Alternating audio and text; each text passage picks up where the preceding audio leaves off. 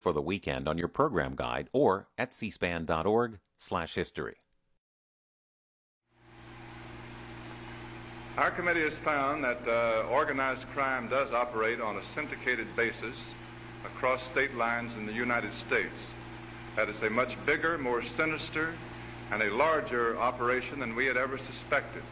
That is having very devastating and bad influences upon our economy, upon the morals of our people, and upon politics and government. And thanks for joining us for Congress Investigates, an American history TV series looking back at historic and significant congressional hearings. This week, our focus is organized crime. Well, it was in the early 1950s that Democratic Senator Estes Kefauver of Tennessee and his special committee interrogated major organized crime figures like Frank Costello. The hearings, held over a series of months, had 600 witnesses and went to 14 cities. Many Americans learned details about organized crime for the first time. In 1951, 12 million U.S. households had TVs, and this became a major and early television event. The hearings also made Estes Kefauver a household name and helped fuel his political career. Here to talk about the work of the Kefauver Committee is Daniel Holt, Associate U.S. Senate Historian. Mr. Holt, thanks for being with us. The official name of the Kefauver Committee was the United States Senate Special Committee to Investigate Crime in Interstate Commerce. In the early 1950s, how ingrained was organized crime into the American business framework? So the Senate, or the American people, were certainly not new to the idea of organized crime in the early 1950s. There had been, very high-profile criminal investigations in the 1930s, going back into the 1920s, and the kinds of criminal syndicates that grew up in the in the wake of Prohibition and bootlegging. There were, famous gangsters of the 1930s like Bonnie and Clyde.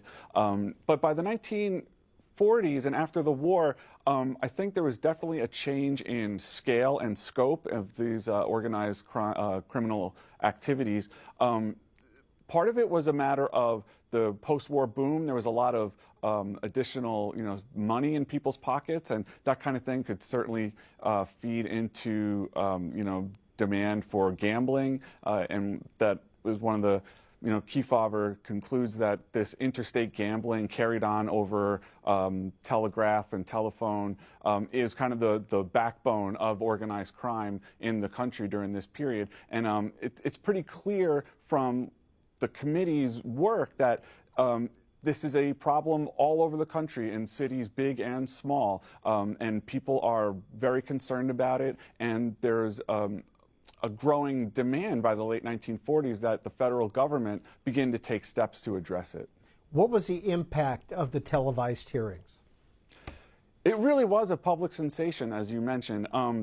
It certainly helped that in the year before the committee began its work, that television ownership had begun to expand, so there were just more TVs out there. It also, they televised this mostly during the day. There wasn't a lot of programming for these television networks during the day. So while they did, sacrifice some revenue in order to, take away from their commercial programming to have the hearings televised during the day, they didn't have a lot of competition. So when people started to learn that these proceedings were going to be on TV, they attracted a huge audience, and that audience grew as the committee's work went on and on. And it got so popular that so even folks who didn't have TVs could find their way to watching them, because some movie theaters essentially converted their theaters to project the live proceedings from television.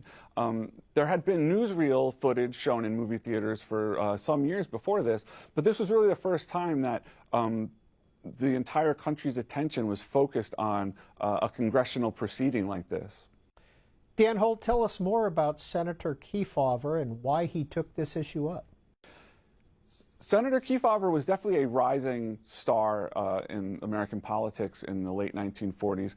He had a successful career as a lawyer in Chattanooga, Tennessee, ran for the House of Representatives and served there for 5 terms. In 1948, he ran in the primary, the Democratic primary in Tennessee, and was elected over the objections of the Tennessee's Democratic political boss named E.H. Crump, who had kind of been running the show there for decades at that point. And to win the Democratic primary in 1948 meant to essentially be assured of victory in the general election over the Republican later on. He entered the Senate in 1949 then with a reputation as being an up-and-coming liberal, and for his part, looking for a major issue that he could dive into that would help increase his national reputation at that time. How was the committee created? The committee was almost not created, and it took quite a bit of political maneuvering for it to happen.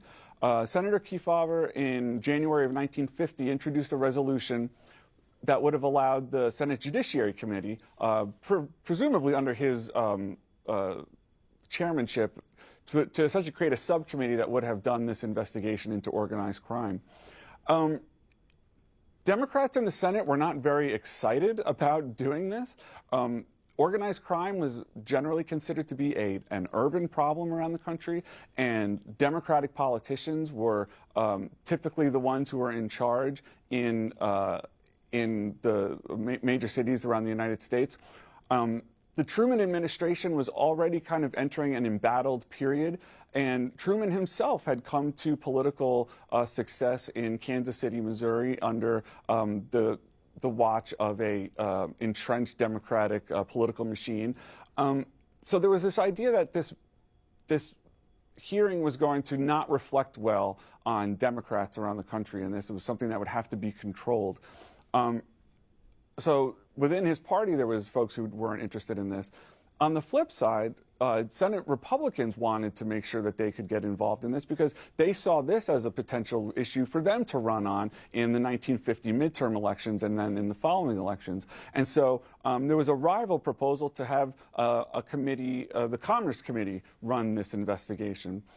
Ultimately, through lots of negotiation, Senate Democratic leadership came up with the idea of creating a special committee that would be appointed by the Vice President, Alvin Barkley, and that then the membership could be both Republican and Democrat, and maybe this would make everyone happy, essentially, and give Senator Kefauver his ability to lead the committee investigation as he had planned. Now, Dan Holt, you indicated that Senator Kefauver was looking for an issue to give him national exposure. Did he care about organized crime at that point?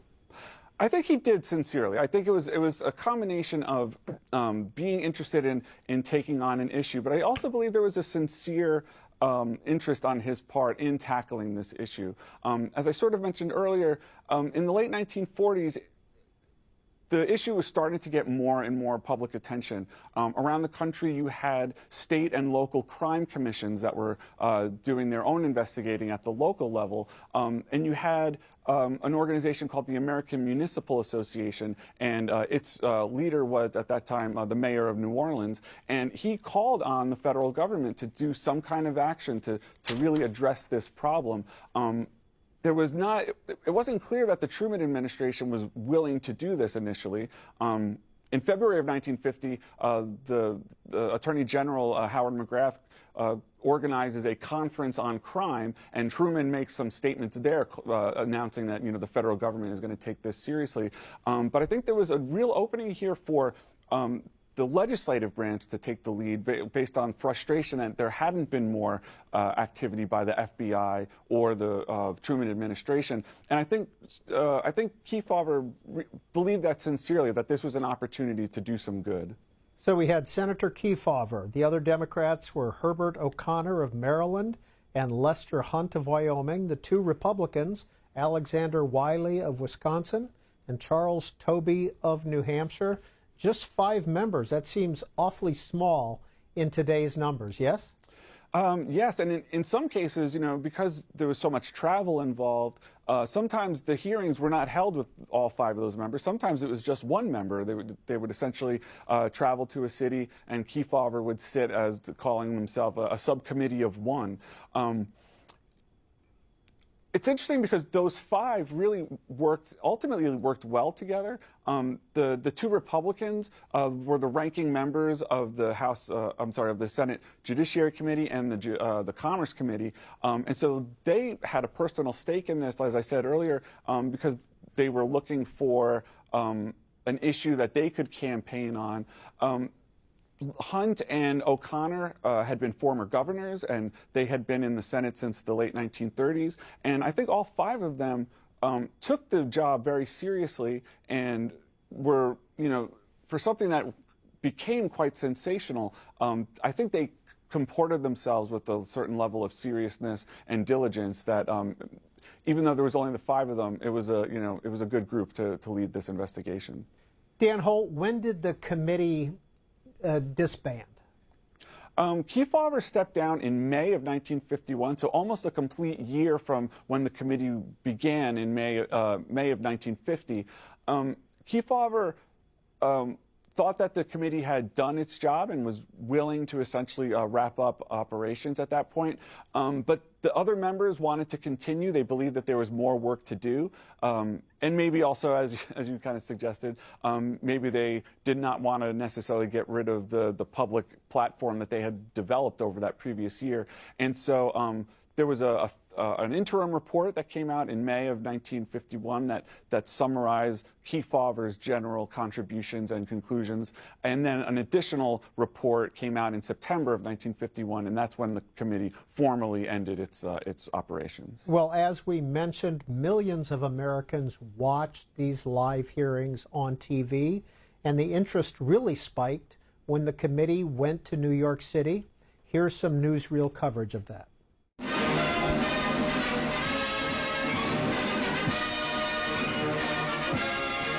In a setting reminiscent of a Hollywood production, the Senate Crime Committee, headed by Senator Kefauver, Senators Tobey and O'Connor, and Attorney Halley, becomes the sensation of the country. Frank Erickson, big-time bookmaker, summoned from jail where he's serving a 2-year sentence, is the first sensation maker. Senator Kefauver, hearing the lawbreaker, refused to answer the attorney's simple question. What's your business?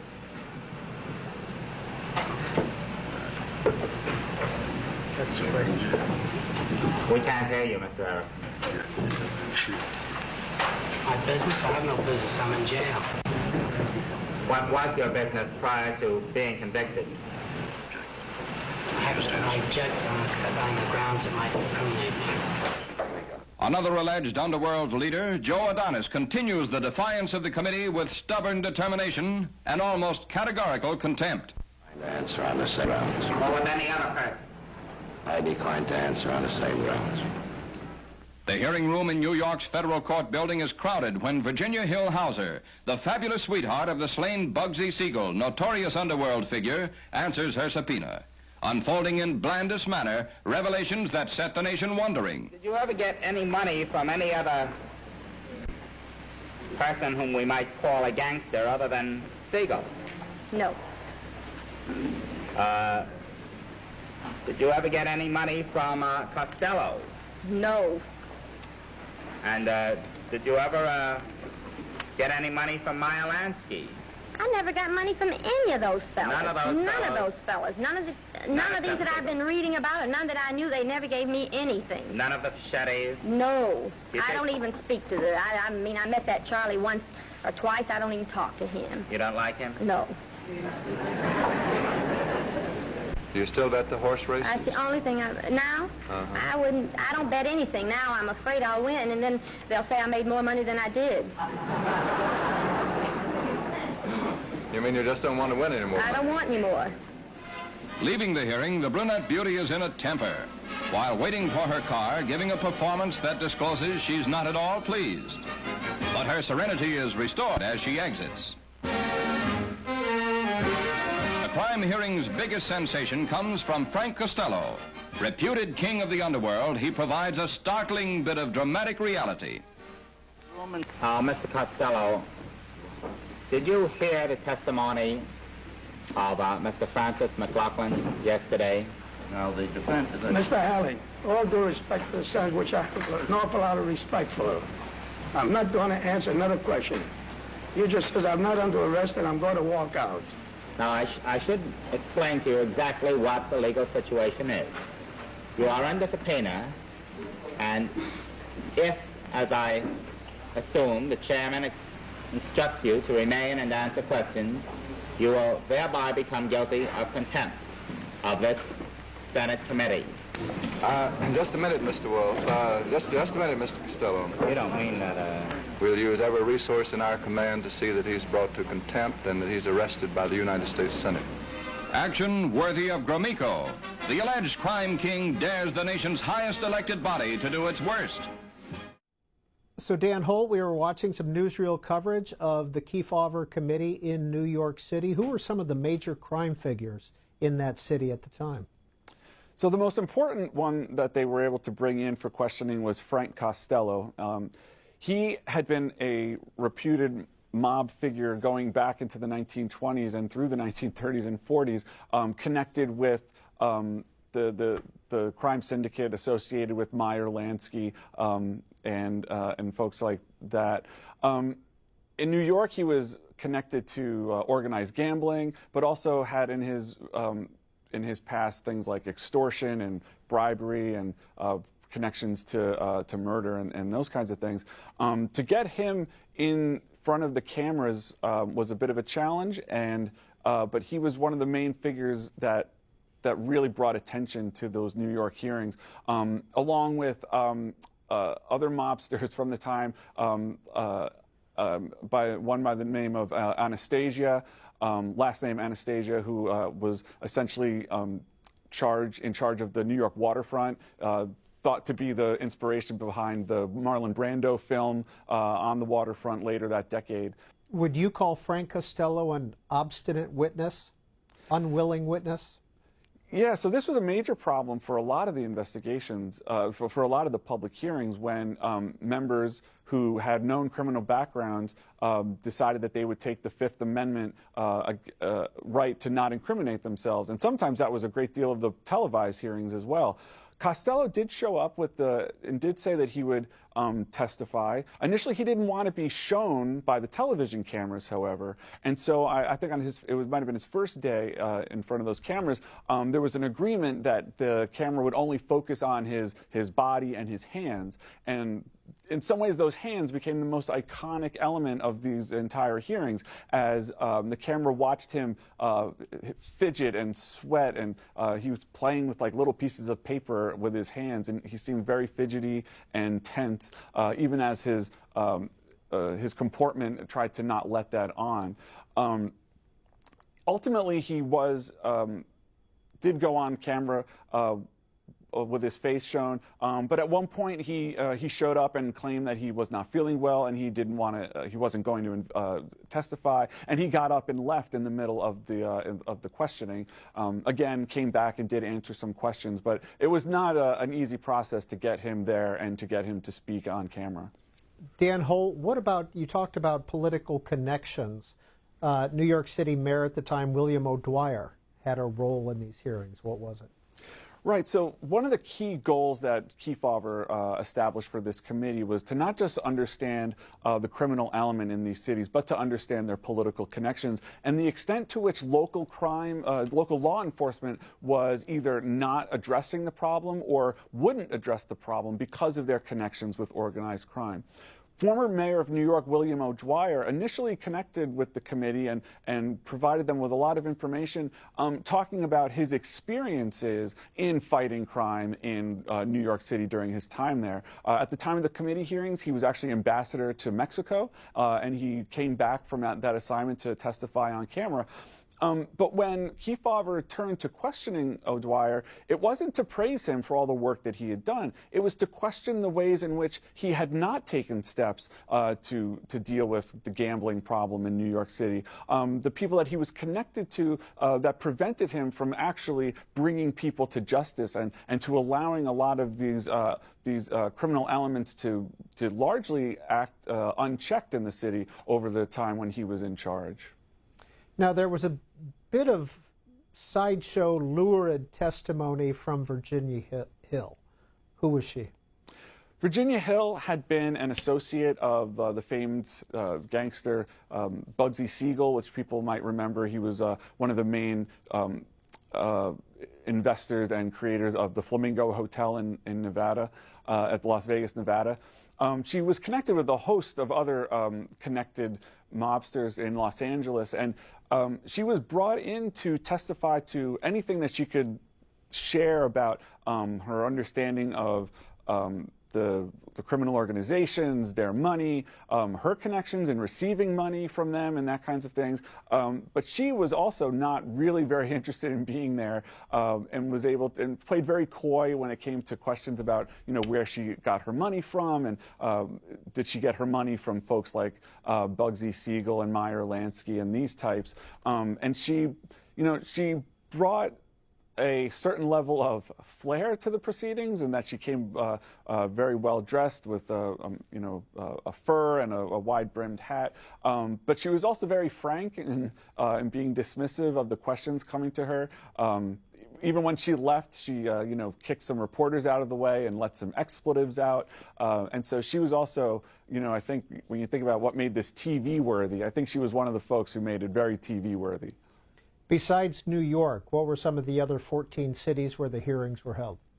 So the committee began its work in Florida, in Miami, Florida, and they spent quite a bit of time there and quite a bit of energy investigating the gambling situation in Miami. They found that, one of the we talked about this organized crime in interstate commerce, and the real instrument of interstate commerce in these gambling organizations was the telegraph and racing news services that existed that essentially delivered the results from racetracks around the country, also were able to deliver back and forth odds and the bets as they were being made. And so in Miami, they spent a lot of time trying to understand the syndicate that was in charge of this racing news network and how that supported the gambling establishment there. And in that case, the connections went all the way up to the governor of Florida, Governor Fuller, and that created a lot of ill will between the governor and Kefauver going forward. The committee went to Kansas City, the backyard of President Truman, which I think was one of the reasons why Democrats weren't that excited about being there. When they got there, they were following up from the previous year. There had been a high-profile murder of a man named Charles Binaggio, who had been really closely connected to the Democratic machine in Kansas City. So Kefauver in the hearings there pursued as much as they could in understanding the connection between the gambling rings and the government. He stopped short of Kefauver stopped short of accusing the mayor of Kansas City or the governor of Missouri from doing any wrongdoing in that case, but it was still a really important investigation. They also went to Chicago in the fall of 1950. What was notable about that was Democratic leader Scott Lucas had essentially gotten assurances from Kefauver that they would not go to Chicago until after the elections that fall. But in the interim, two investigators who had been prepared to assist the committee with information were found murdered. And so Kefauver took it upon himself to bring the committee there early. They were closed hearings at the time, but just because they were closed didn't mean that the information didn't get out into the press. And he learned an awful lot there about the the gambling and the ongoing existence of Al Capone's organization and its role in distributing information over the telegraph and organizing all those gambling operations. And Dan Holt, those Chicago hearings benefited Everett Dirksen, didn't they? Who was running for the Senate in 1950 as a Republican. I think this is true. So Lucas was very wary of having these hearings dig up dirt on the Democratic Party in Chicago that year. And sure enough, after the hearings took place, Scott Lucas, who had been the Democratic leader in the Senate, lost his election to Everett Dirksen, to the Republican, who would go on to a very long and really important career in the Senate. Well, one of the other places that the Kefauver Committee visited was Las Vegas. This is from the C-SPAN archives, a little bit from the Mob Museum there.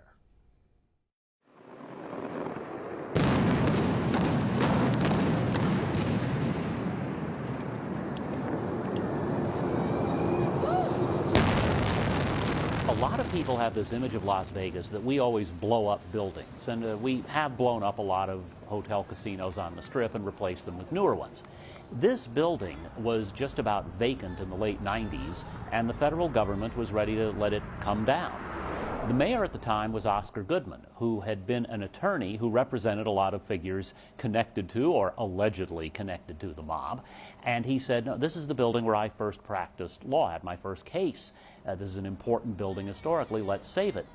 It's a three-story building. It was the federal courthouse built in 1933, and today it houses one of the nation's leading museums, certainly in our opinion, for organized crime and law enforcement. The role they've played throughout United States history, but especially in the 20th and early 21st centuries, and the development of Las Vegas, because whether or not Las Vegans like it and whether the rest of the world likes it or not, the mob played an important role in our development. Where we are now is the centerpiece of our museum. This is the courtroom on the second floor of the building, and really the historical motivation, if you will, for having this museum. In 1950, Senator Estes Kefauver of Tennessee and 4 other U.S. senators conducted a series of hearings on organized crime in America. And they went to 14 cities, and the smallest city by far that they came to was Las Vegas. And they spent an afternoon here, and in this room, up there in fact, they questioned various local casino operators and executives. So Mo Sedway, who'd been connected to Lansky and Siegel, came in and testified. Wilbur Clark, who was the front man at the Desert Inn, he testified. Bill Moore, who owned a couple of casinos and was on the Nevada Tax Commission. And Kefauver and his men were just aghast at the notion that you could have legal gambling, that people who might have had organized crime connections or at least been involved in illegal activity elsewhere could possibly be welcomed here as legitimate businessmen. And when Kefauver issued his report, he said that as a case study in legal gambling, Nevada speaks eloquently in the negative. Well, the problem with this was that, in fact, it was legal here, whereas in other cities you were shut down. And the Kefauver hearings are important in American history. Kefauver had been elected to the Senate by attacking one of the most corrupt political machines in the country in Memphis, the Crump machine. And he had great ambitions. He wanted to be vice president or president, and going after organized crime meant going after a lot of Democratic Party operatives, because organized crime was big in the cities, so was the Democratic Party. So to use Chicago as an example, the people who would form the Daily Machine were working with these people, not necessarily with any particular vice in mind other than getting ahead politically. Well, that's what Kefauver wanted to do. And it does end up making him a household name. He ends up being the Democratic vice presidential nominee in 1956. The impact for Las Vegas that's kind of interesting is that around the country, people react to the Kefauver hearings and they're saying, my God, this is terrible. We've got to get rid of organized crime. We've got to get rid of illegal gambling. And they're shutting down these places around the country. Where are they going to go to operate casinos legally?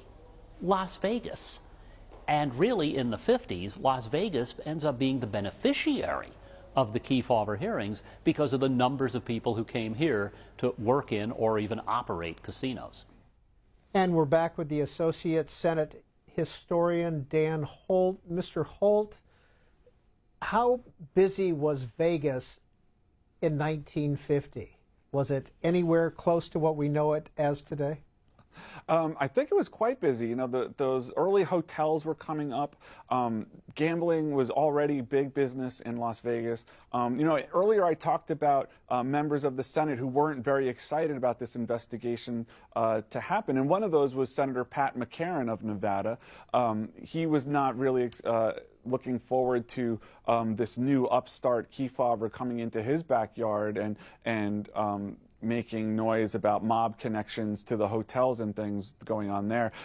It might not have been quite the, you know, the full glitz and glamour that we think of when we see Las Vegas today, but I think those operations were already well up and running, and there was a lot of connections between what was going on in Las Vegas and members of these organizations, criminal organizations in Los Angeles, where also the Kefauver Committee went and held hearings.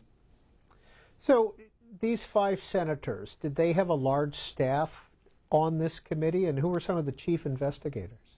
So the staff was fairly large. At one time, they had over 40 members on staff, which in some ways feels quite large for Congress during that time when committee staffs were not that big. I think overall they would probably have said that they could have definitely benefited from even more staff members across the investigation. But yes, they depended on some really great work by the counsels and investigators, and it shows kind of how earlier experiences were really important to the committee doing its work. So the chief counsel was a man by the name of Rudolph Haley. He was a New York lawyer, well established, had worked under Truman's committee, the Truman Committee that had studied the defense program in the 1940s, trying to uncover fraud and inefficiency in the defense operations. Also, you had someone, Harold Robinson, who had been the chief investigator in the California Crime Commission that existed in the 1940s. And so he was a really important figure because he already had a lot of connections and understood who to talk to in order to learn as much as possible about these criminal operations in the cities where they visited. They also benefited greatly from, on-the-ground investigators such as Downey Rice, who had been an FBI agent for some years and had also had experience with the Truman Committee. He eventually, at the end of the committee, when O'Connor continued it after Kefauver, was able to move up and become, I think, the chief counsel or associate counsel. And so these individuals and their ability to have connections with local reporters, local law enforcement, local crime commissions was really important for the committee to do the kind of work it did. It's almost hard to believe that it could have been able to be as successful as it was without a lot of that legwork and that staff work. So it sounds like it was a bit of a mixed bag when you went into a city across the country. Some of the politicians maybe didn't think it was a good idea, but some of the law enforcement organizations did. So it really depended from place to place. So when they went to Detroit, for example, the mayor of Detroit at that time was one of the members of that American Municipal Association, and he was glad to have the commission come and to do its investigation and to even be testify on television, because he believed at this point that the crime problem really needed a federal presence.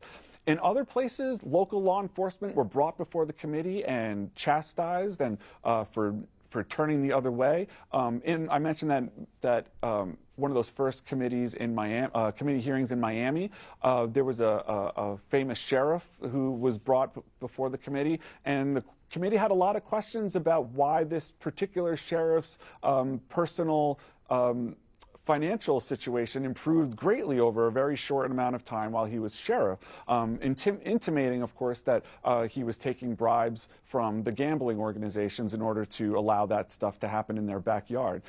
So it really depended on where you went, and to the extent that, leaders in the police force were on the take, so to speak. But in some cases, I found it was really a great thing to see in the archives. There were thank you notes to patrolmen in Chicago because the committee depended on their assistance in finding witnesses and serving process on them to get them before the committee. So sometimes there was that cooperation. Some of those some of the leading figures were the subject of investigation because of their failure to act in the years earlier. But in some cases, there was definitely, I think, some cooperation that helped. Well, you mentioned that the Kefauver Committee receives many letters. Here's one from the southern U.S. This is author and professor Tammy Ingram. This letter is very generic, but I really love it because this person's very impassioned. It cut off her signature there, but this is a lady named Wanda from Alabama who wrote this pleading letter to Kefauver saying that the South was in trouble, that this has been going on for a long time, the situation is dire. She does not offer a lot of detail, but it's a very, she's obviously very upset about whatever it is that she knows. Most of the letters he received, though, were very specific. They named names. They had dates, they had specific information about what was going on and where and when. The correspondence files are organized by state, and you can just scan the boxes and look and see that the southern states are full. They're thick files of letters from people detailing these kinds of activities. And over and over again, people are making the same kinds of complaints about their local problems. These are local problems, but they would always say they are linked to problems in other cities, other states, other parts of the country. They know the Kefauver Committee is looking at interstate commerce. They know that they've got to get his attention too. So they really tended to highlight that. And as I mentioned earlier, they would often include newspaper clippings to document their claims, to say, I'm not just pulling this out of thin air. This really is happening, and we know that it's happening around here. There were many, many people writing with complaints about Phoenix City too. But there were also letters from places like Birmingham, Muscle Shoals, Gadsden, Alabama, Colbert, Georgia, Savannah, Georgia, Seneca, South Carolina, Chattanooga, Tennessee, Port Arthur, Texas, Galveston, Texas. I could go on and on and on. And the queries were all very similar. Dear Senator, they began, and then each letter outlined complaints about illegal gambling, prostitution, and intimidation, sometimes violent intimidation, by a small group of racketeers and their employees. But the men and women who wrote these letters also linked those activities to the things I mentioned earlier, to political corruption, to labor racketeering, or to just meddling in whatever the local business was, and to Cold War security concerns. One person in Muscle Shoals wrote a letter to Kefauver saying that he was certain that communists were running the mob in Muscle Shoals. Another person, this person called himself or herself an American, wrote this rather odd and paranoid-sounding note to the committee saying that communism was the brother of the black market. Another man wrote a letter to Kefauver calling racketeers parasites and saying that he thought they were an even bigger threat to democracy than communism was. A number of people in Phoenix City were saying that to him as well. This is a huge problem. We're not really too concerned about what's going on in the Cold War. We see that as a problem, but the real war is right here in Phoenix City.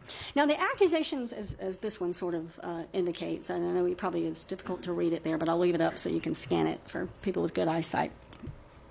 Sometimes the accusations were so outrageous that Kefauver and his colleagues didn't pay much attention to them. A few of them, I thought I had an image of one and I couldn't pull it up. Somebody had written in the margins, this is a crackpot. And some of them were. There were also letters from people who seemed to have personal vendettas against certain local officials. So they would write to him and say, John Doe is into this and you need to come and get him, and hoping that Kefauver would come and investigate him. So some of it, whether it was true or not, there was some other motive behind it. But I was struck by, I thought there'd be more of that in the papers, and there certainly is a good deal of it, but it's obvious that they were also receiving a lot of really good information, detailed information, as I said earlier, that sometimes people volunteered, and sometimes Kefauver solicited from people that he trusted. So the American public was reacting to these hearings? Oh, yes.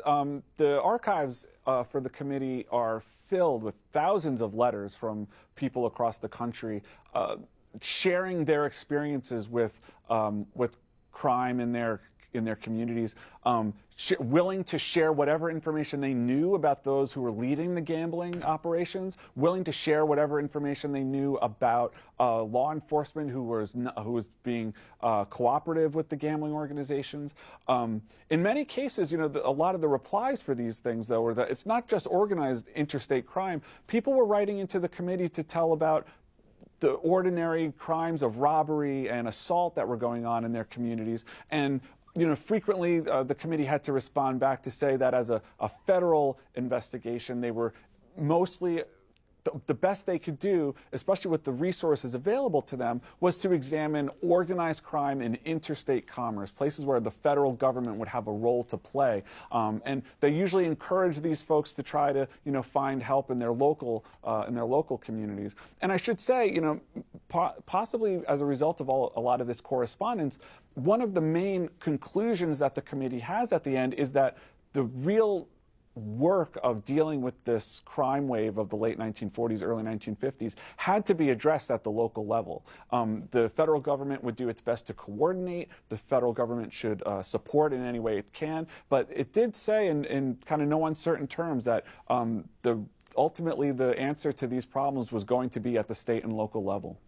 Well, speaking of the federal level, FBI Director J. Edgar Hoover testified in front of the Kefauver committee in January of 1951. The gambling problem must be viewed as a phase of the entire crime picture. Organized gambling is a vicious evil. It corrupts our youth and blights the lives of our adults. It becomes a springboard for other crimes, embezzlement, robbery, and even murder. But like any other type of crime, it can be controlled. If the laws against gambling presently on the state and local statute books were earnestly and vigorously enforced, organized gambling could be eliminated within 48 hours in any community in this land. No criminal, the gambler and his allies included, can long stand up before a determined, intelligent, and informed public opinion.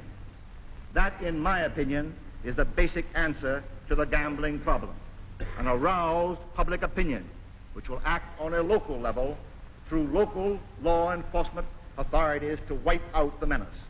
Dan Holt of the U.S. Senate, up to that point, what was the FBI's approach to organized crime? It didn't really have much of an approach, which was kind of the problem.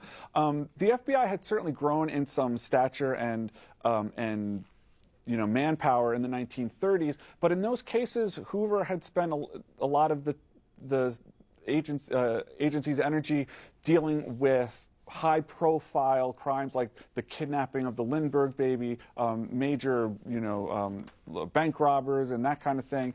By the time you get into the 1940s, Hoover is very fast and kind of almost infatuated with counterintelligence issues, questions about alleged communist subversion in American politics and culture, and he doesn't take much time to dedicate Bureau resources to organized crime. And this is one of the reasons why there's kind of a bit of a grassroots groundswell for there to be some kind of action and action by the legislative branch, because there's frustration that Hoover has not spent enough time giving attention to organized crime and understanding its operations and its connections and what could be done to deal with it. So by the time Senator Kefauver stepped down from the committee in May 1951, did they make any recommendations in that report, in that interim report? They did. And so as I mentioned, one of the first ones was they encouraged greater enforcement at the local level. They encouraged the proliferation of those local crime commissions. And that did happen. I think about 70 new crime commissions were created around the country afterwards. When it came to the federal level, the main the main approach that the committee recommended was to deal with the distribution of information over these racing wire services and the telegraph, things that were allowing the gambling operations to operate across state lines, which in his opinion was all it was doing was increasing the revenue and the ill-gotten gains that these organizations had, which was then being used to feed their other operations like extortion and racketeering and bribery and that kind of thing.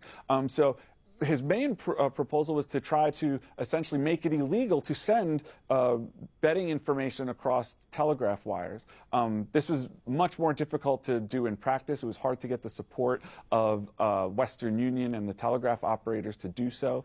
A lot of the other recommendations, though, were more kind of vague levels of put together more federal information, essentially. Maybe create a law, while this committee was going to sunset, maybe there should be created essentially a federal crime commission to continue its work and continue developing new information and new sources that could be used to assist these local organizations that, like as I said, he really thought was going to be the place where this problem was going to be ferreted out. Were there repercussions for some of the organized crime figures? Some of them had already been on the radar of law enforcement. Another gambler in New York, I didn't mention, named Frank Erickson, was already being, I think, charged with perjury because he had been testified before another previous investigation about the use of telegraphs in interstate commerce and gambling operations.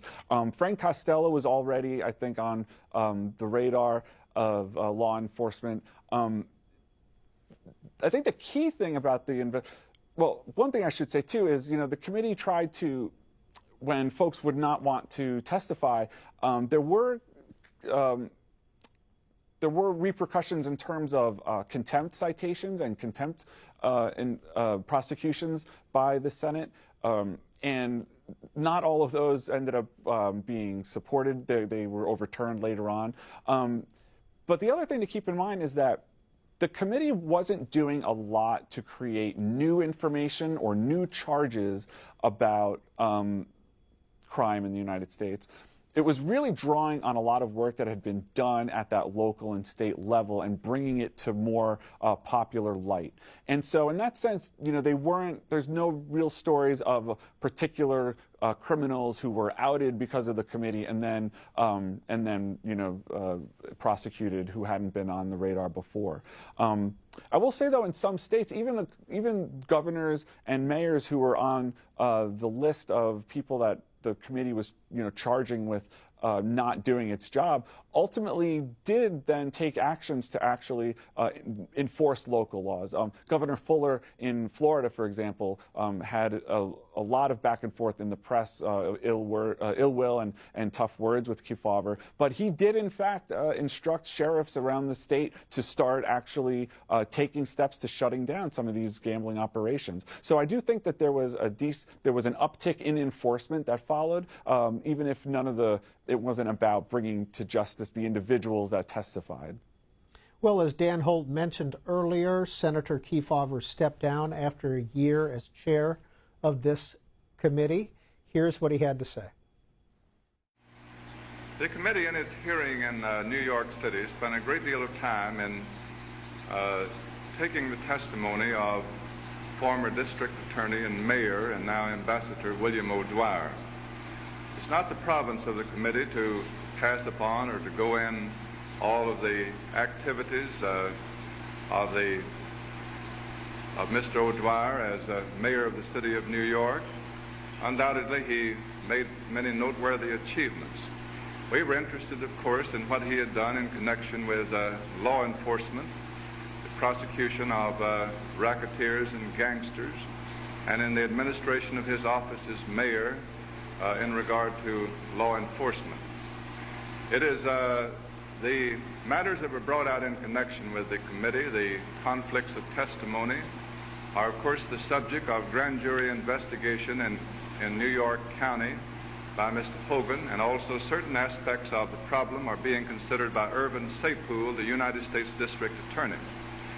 Until conclusive findings have been made or the matter settled one way or another by these courts, I do not feel that on the record as it now stands, until there has been a settlement of the issue, that I could vote for the confirmation of William O'Dwyer for ambassador to Mexico if it were now presented to the United States Senate. Now, up on Capitol Hill, the Capitol Visitors Center has a display right now on historic congressional investigations, including the Kefauver Committee. They have his raccoon skin cap, a trademark for him, a la Daniel Boone. What did this mean, this commission and these hearings, to Senator Kefauver's later political career? So he tried to capitalize on his fame from this as much as he could. He clearly was interested in making a run for the White House, and he was a household name, as you said, throughout 1951. He would appear on game shows on television. He then did start to plan his run for the White House in 1952. Unfortunately for him, he could only ride that popular sentiment so far in the Democratic primary because of the way that nominations worked at that time. Popular primaries were not the most important way to get the nomination. He succeeded in the primaries that he ran in, but he wasn't able to build he started out as a kind of an independent-minded politician who didn't always sit well with the Democratic establishment, and that ultimately came to hinder his ability to win the nomination in 1952 because so much of that nomination of Adlai Stevenson really depended on the legwork, developing support among party organizations around the country, and Kefauver did not have that in 1952. He still was popular enough so that in 1956 he was able to earn the nomination as vice president in that election, again with Stevenson running against Eisenhower, being defeated by Eisenhower. But I think it's after he was able to put his presidential ambitions to bed, he really develops a reputation for being a hardworking senator who really does the work required in order to represent his constituents in Tennessee, to continue investigating major issues. They would still turn to him in the early 1960s to ask his opinions on, the ongoing investigations into organized crime. And so he really became, I think, a very solid senator after that, even if he didn't have quite the public profile that he had earlier in his career. Dan Holt, can you surmise that these organized crime hearings may have hurt him with the party leaders, the deciders of the nominations? I think it certainly didn't help him along the way. When it came to the investigation itself, excuse me, he was able to develop that popularity outside of the party. So in early 1951, for example, the investigation was running out of money, and he very easily got the Senate to extend it for another few months and appropriate more money for its operations. So when the party leaders weren't very happy about it, they couldn't really do much about it. They had to kind of bow to that public popularity. In the long run, I think, I don't know if it hurt him in the long run so much as it wasn't enough. It wasn't going to be the kind of issue that was going to be able to develop the support among party leaders that were going to really launch him into the White House as he hoped. Did these hearings enter pop culture in any way? They really did, to the extent that, everybody in the 1950s could talk about having seen them. And I think we don't appreciate that nearly as much today, that a government investigation can have that level of public popularity and engagement. Also, I think it was really important that one of the things that came out of this is in the conclusions of the committee, Kefauver really brought forward this idea that there was a national syndicate known as the Mafia, and that this was controlling crime throughout the country, and it had to be dealt with.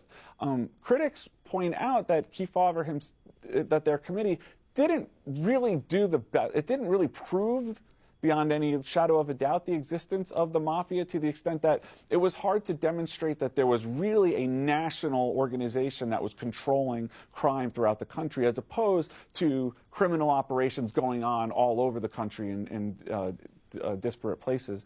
That being said, by the 1950s, there's more high-profile arrests of mafia figures. You have more congressional investigations dealing with things like racketeering and gambling into the 1960s. And I think none of those would really take place without the background knowledge of the Kefauver Committee and the work that it had done in popularizing this as a problem in the early to mid-1950s. So the final question.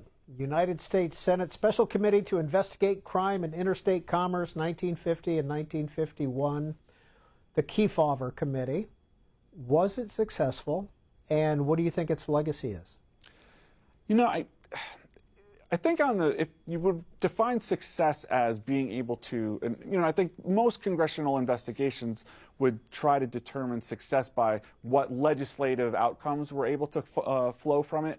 And in that sense, it is not a terribly successful investigation. Despite all the public attention, very few of the recommendations of the commission in its report, or I keep calling it commission, of the committee in its report get put into legislation. One of the recommendations had a lot to do with tracking the money of these criminal organizations. A lot of the investigation involved trying to understand, you know, these folks who didn't pay their income taxes on all of this this funding, and it's how all that funding made its way into politics. And there wasn't a lot of change, I think, in the immediate term with how a lot of that operated. It takes much more investigation and operations in the 60s to get real new laws on the books to tackle the mafia and organized crime. On the other hand, I think every committee and every investigation hopes to connect with the broader American public in a way that the Kefauver Committee does, to allow people to see the information that is out there in a new light and to bring it together in a way that's coherent and available to them, to really kind of understand the extent of a problem. And I think in that sense, the Kefauver Committee is very successful and holds up well against other investigations of the period.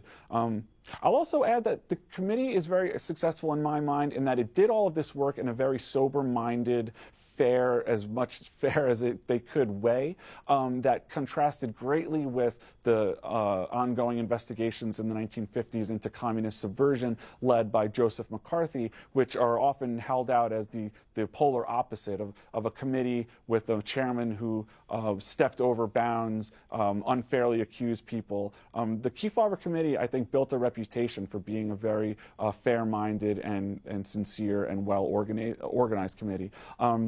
And I think, you know, in terms of its legacy, I do think it's, you know, if you're going to talk about federal government action related to the mafia, the mob, organized crime into the 60s and 70s, you have to start with this committee.